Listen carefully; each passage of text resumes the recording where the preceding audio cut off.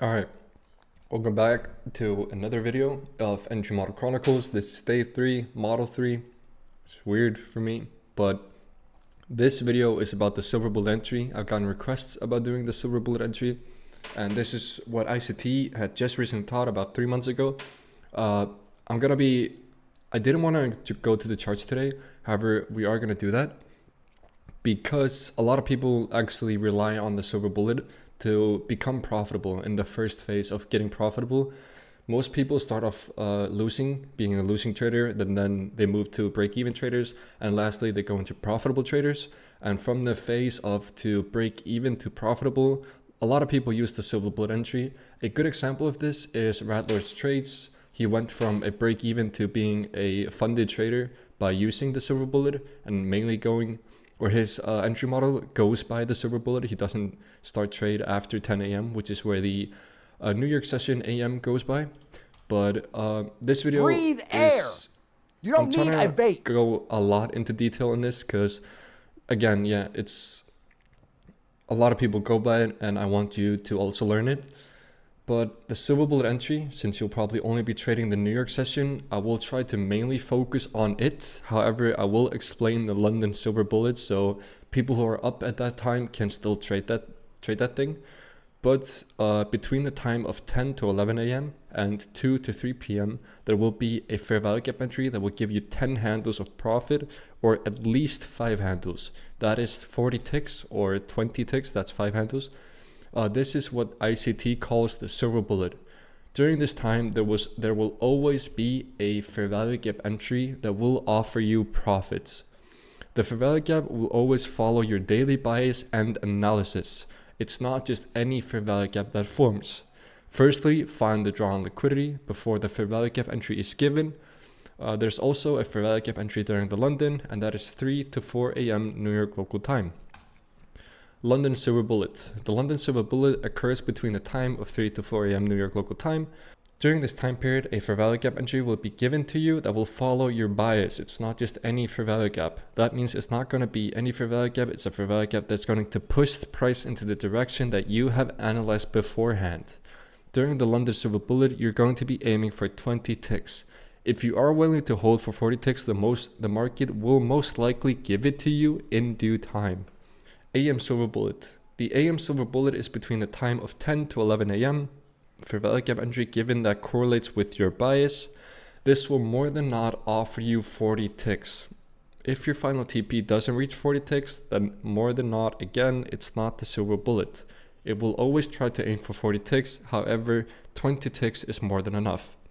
First TP should be within the 20 to 30 ticks, or just be a menace and hold to 40. Stop loss should be no greater than 15, unless it's a big impact news day. Example of it is today. We had a fair value gap entry that we took, which was a short, and the risk was 35 ticks on ES1 continues. That's a lot of risk for ES, as this one should be no greater than 15. It's double that, which means you should just try to lower your lot size, and TP should be greater than this. ES dropped like 120 ticks today in a matter of minutes. So just lower your lot size, and TP should be respected in the same way it would be respected on non-big impact news days. Yeah, I think that's enough of that. PM silver bullet. The PM silver bullet is between the time of 2 to 3. It's going to act the same as AM. It's going to offer you at least 20. You are going to be aiming for 40. Stop loss should be no greater than 15, but in this case, the first TP should be within the 15 to 25 ticks, but the AM is 20 to 30, because PM tends to lose volatility after lunch. I'm just going to start to show you examples, and then I'm going to hop on the charts with you and try to explain this live, how the silver bullet works and how you can use it to your advantage. So this is the AM silver bullet. As you can see, the fair value gap entry is outside of this time zone. It was formed before 10 a.m. However, this was the fair value gap entry that you needed to get your 20 ticks. That is this gray line right here. 40 is at the top of here. but it pushed up, took out the 20 ticks in 5 minutes, it looks like, consolidates up here, drops back down to give more entries, goes back up, but it never actually breaks this buy side liquidity. It just takes it and then reverses back down. So you probably would have got stopped out at break even, since first TP got hit and your stop would be moved to break even. This is, I think this is the same day. Yeah, this is the PM silver bullet the same day. We had a BPR here on the 15 minute. This is on the 1 minute time frame. But it would tap into it and then it would push up. And it did offer, I think this offered 62 ticks. But first TP, that's 20 ticks, would be around this high right here. And lastly, 40 ticks would be somewhere within this vicinity. But if you held, you could have probably taken all the 62 ticks, and the risk on this was 15 ticks exactly. Alright, now that we're on the charts, I wanted to just show you live the silver bullets that you could have taken. And these are probably setups that I took myself. I don't remember them, but these are probably the setups I've taken myself. But let's start with July 11th, which was yesterday. This is the London silver bullet. Remember that your aim for there is 20 ticks which is pretty much the maximum. However, you can of course hold it if you think the market's going to go higher or lower. But as you can see here, we have this sell side liquidity over here. We have buy side liquidity created, and as you can see, it's always been taken out. It gets created, takes out, gets created, takes out, created, takes out. So it creates buy side liquidity. It finally pumps up, creating a stop rate. So all of this right here, this would all be a stop rate. It's pretty big stop rate. However, it does actually work. But this entire thing right here is all a stop rate. You can just all of this. So it creates a stop rate with buy side liquidity inside of it. We finally have a displacement to the downside. This is a good looking displacement for a London session, 15 ticks. So that is a market structure shift. It finally retraces back into the order block of the market structure shift, which would be this thing right here. That is the last bullish candle before the big push down. So this would be your entry. You would put your stop at the buy side liquidity created inside of the stop rate. You will not put it here. You would not put it here. You would put it over here.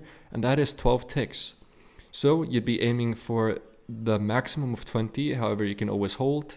And that is right here. That is 20 ticks within the span of 27 minutes.